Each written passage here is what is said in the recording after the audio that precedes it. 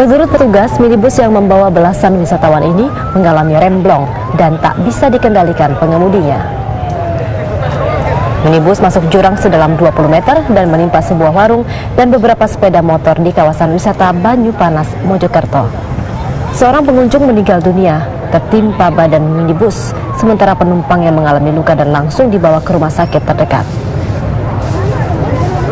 Seluruh penumpang minibus berjumlah 19 orang merupakan kumpulan pecinta alam dari Desa Karangagung, Kecamatan Palang, Kabupaten Tuban yang sebelumnya berkemah di Buper Celaket.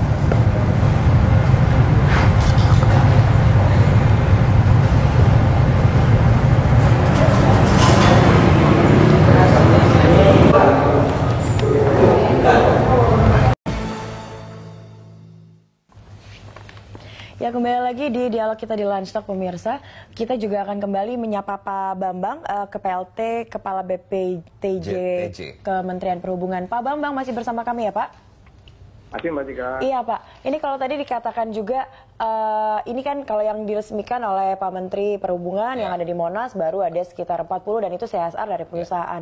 Nah, apakah nanti pemerintah, karena targetnya ini, angkot ber-AC ini targetnya seluruhnya akan memiliki AC di 2018, apakah ada juga peran pemerintah, entah pemerintah mengajak mungkin perusahaan-perusahaan untuk juga menggiatkan CSR mereka, atau mungkin dari kementerian sendiri bekerja sama mungkin dengan dealer atau seperti apa untuk bisa memasangkan AC. Iya betul, karena memang tanpa pemerintah juga tidak mungkin regulator kayak KWK ini kemudian bisa meremajakan serta-merta ribuan kendaraan sekaligus misalnya.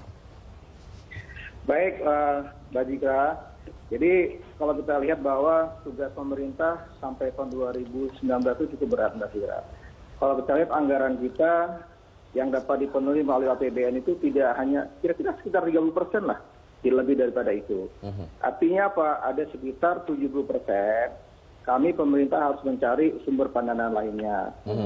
Oleh karena itu, apa yang di-launching oleh Bapak Menteri kemarin di Monas itu dalam rangka otak-atik pemerintah untuk mencari sumber pembiayaan dari non-APBN. Jadi mungkin saja dari sumber-sumber lain itu untuk membantu angkot-angkot. Nah kemudian yang perlu dipahami juga adalah kami pemerintah punya target sampai tahun 2019 itu harus meningkatkan modal share menjadi 45%. Yang sekarang itu baru sekitar 20%. Artinya apa? PR kita cukup berat. Bayangkan dari arus mudik kemarin itu penumpang bus menurun, Mbak, kira-kira 3%. Anehnya untuk penumpang roda 2 motor itu meningkat 15%. Ini kan sudah tidak benar pola distribusi moda transportasi seperti ini.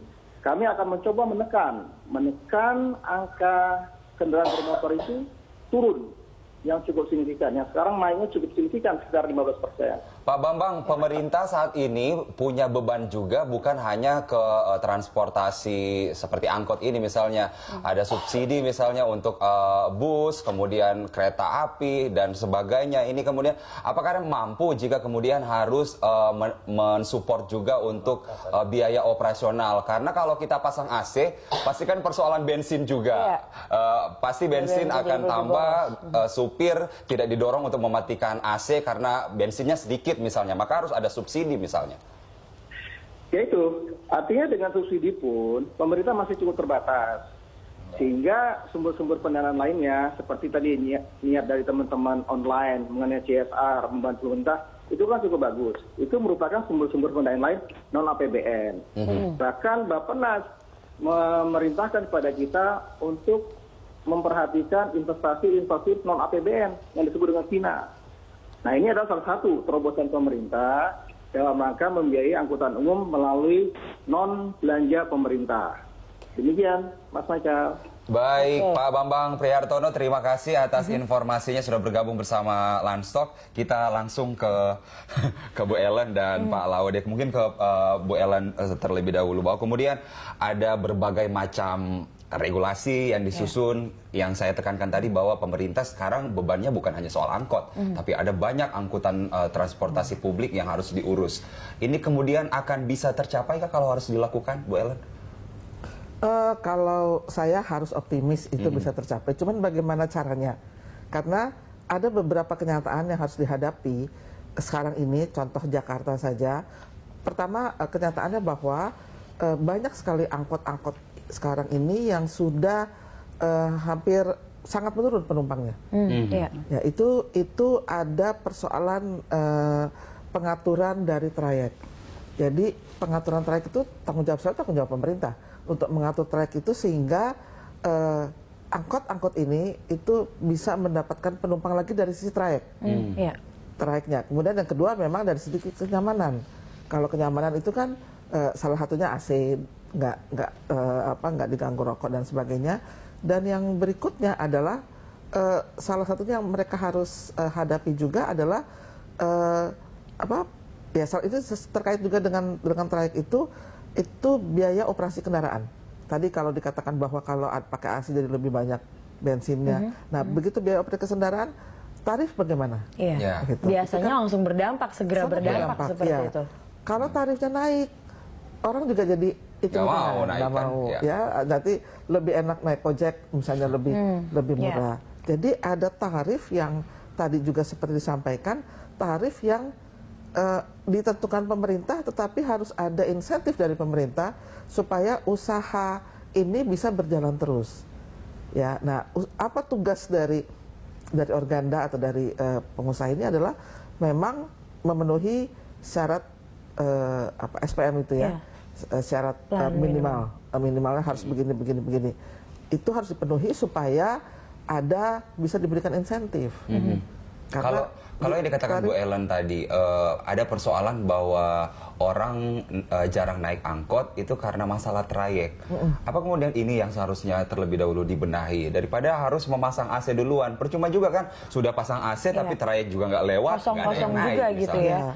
Ya, kalau saya sih mengharapkan itu bersamaan. Karena ini kan bukan awal, ini sudah dalam proses perjalanan ya. Jadi kalau dikatakan ada rencana induk transportasi untuk Jabodetabek itu bukan kita baru mulai, itu sudah berjalan. Jadi kalau dibilang mana yang lebih dulu, harus sama-sama. Harus sama-sama.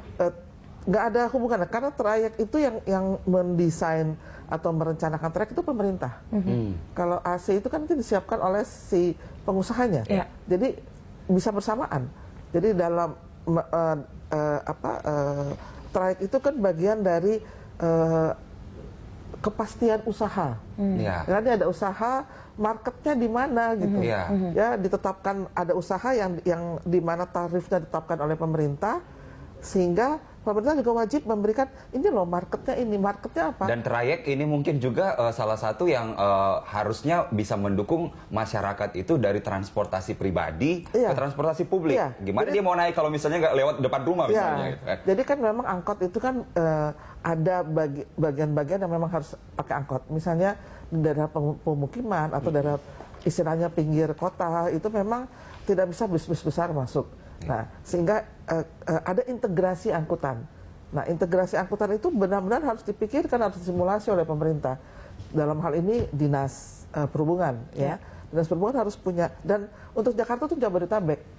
Jadi memang harus terkait ke sana ke sini. Baik Pak Laude, kalau kita tidak boleh pesimistis karena kita dari Bapak sendiri sebagai pengusaha ingin menghadirkan transportasi yang nyaman buat penumpang. Tapi pasti ini juga banyak kendala dari segi operasionalnya nanti seperti itu.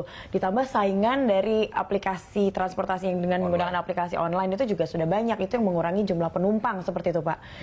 Apakah ada kendala lain nanti dari segi operasional yang kira-kira sudah bisa di-mapping oleh para pengusaha terhadap armada mereka saat nanti AC sudah terpasang, tapi mungkin persaingan usaha sama yang lain juga ada. Tapi kalau saya lihat tadi Pak Laude ini agak-agak berat ini karena mungkin operasionalnya akan lebih meningkat. Seperti apa? Jadi gini, saya itu sebelum dapat informasi dari sini, saya coba ngobrol-ngobrol sama Trayek 04 Jakarta Utara. Itu jurusan? Jurusan mana kemana, Pak? Di Jakarta Utara. Jakarta Utara. 04. Itu istilahnya itu Belin trayek basah. Trayek basah. Kan ada trayek kering, ada trayek basah. Artinya banyak penumpang seharusnya ya. Terus saya gambarkan setelah saya konsultasi dengan Pak Safruhan itu, dia bilang itu nggak jadi masalah Pak Ketum. Saya dipanggilnya Ketum, Ketua Umum. Nggak jadi masalah Ketum. Tetapi tarif harus naik. Nah, tarif harus naik. Ya. Alasan kamu apa? Loh, masyarakat juga harus tahu dong, kalau tarif kemarin itu tidak ada AC, kan sekarang kan lebih nyaman lagi ada AC. Ini dialog dengan... Untuk kenyamanan harus bayar lebih mahal. Gitu. Maka itu juga, tarif harus naik. Nah, kaitan tarif ini kan, itu adalah kebijakan pemerintah. Kan itu kan. Jadi itu salah satu anggota yang saya diskusi itu, mereka mau mendukung program ini, tapi asal catatan itu. Itu sudah ada titik pesan seperti itu ya Pak ya? Sangat sederhana sekali, tapi artinya masuk akal juga kan, gitu kan? Baik. Tetapi kenapa kok bisa begitu? Bukan Ketum, karena waktu belum AC kan tarifnya sekian. Jadi ini sebenarnya persoalan harus ada regulasi untuk mengatur tarif itu.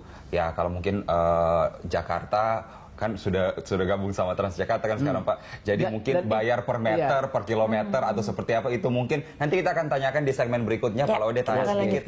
Usai jeda pemirsa, kami masih akan kembali dengan perbincangan ini.